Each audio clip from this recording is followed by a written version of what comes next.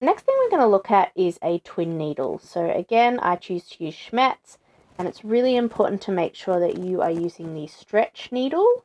So a stretch twin needle or a double needle. I'm using the 4 mil, which indicates that it's 4 mils between the needles. And what it is 2 needles on 1 shank. So the top part goes in your machine, and then you've got your 2 needles coming off that 1 shank.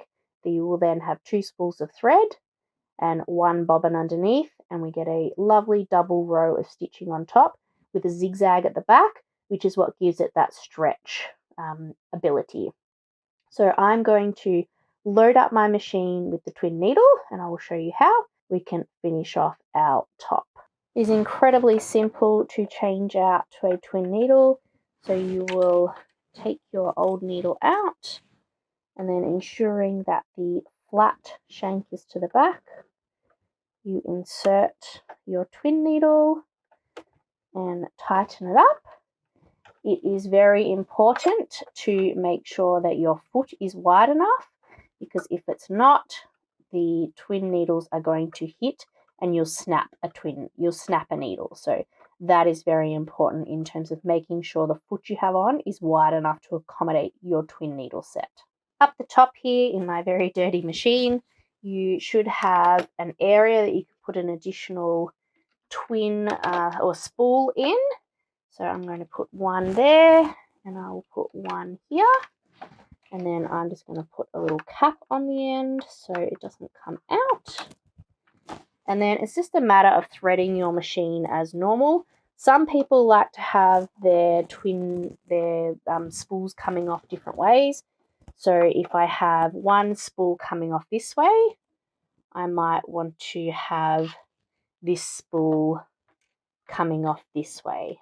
So I've got one coming this way and one coming up that way, and then I will thread them. So I'll take the camera back to show you.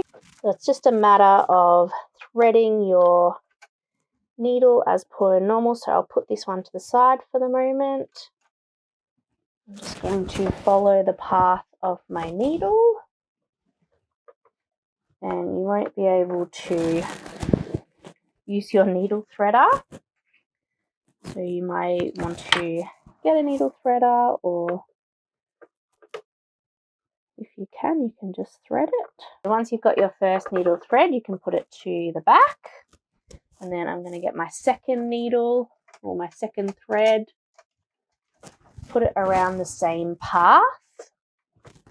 And what some people like to do, instead of putting the second thread in the needle guard, they just leave it. So it does just help with making sure, trim off that end to get it nice and sharp. It does help with making sure you don't get your threads twisted. So we've got our second one there.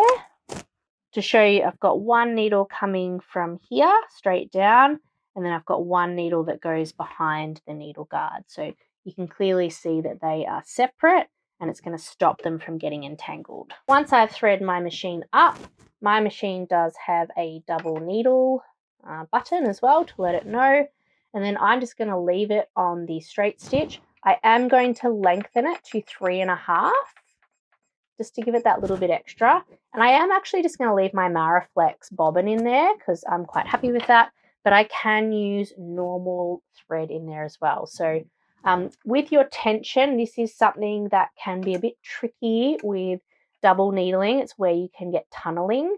So mine says to leave it on auto, or it is on auto. I'm going to do a sample and see how it goes. If I don't think that it is going well, then I can have a play with the tension.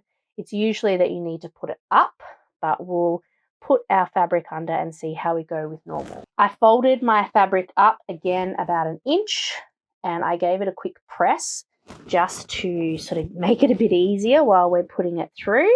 And now I'm going to pop my fabric under here, and it's that feeling game again. So I'm really just feeling where the edge of the fabric is, and I want to kind of get it to go in between my needles. So I'll bring you in a bit closer and we can start the twin needle process.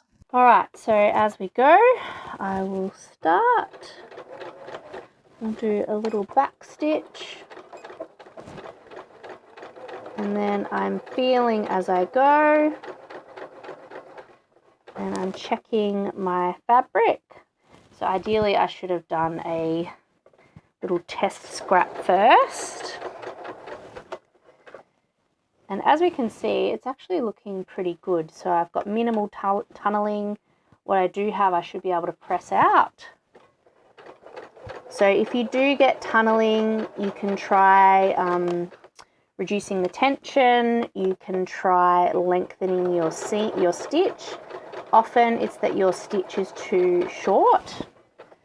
Let's have a look at the back. So if we look at the back, this actually isn't ideal how it's looking. You can see that the top thread is pulling through too much.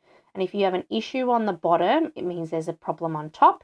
And if you have a problem on top, it means there's an issue on the bottom in general. So I'm actually going to up my tension so that I can get this a little bit cleaner. I'm not going to worry so much about pulling it out and starting again because it's my daughter's top and I'm happy with it. But it shouldn't look like this. So I'm going to up the tension and we'll see how we go if we can fix it up.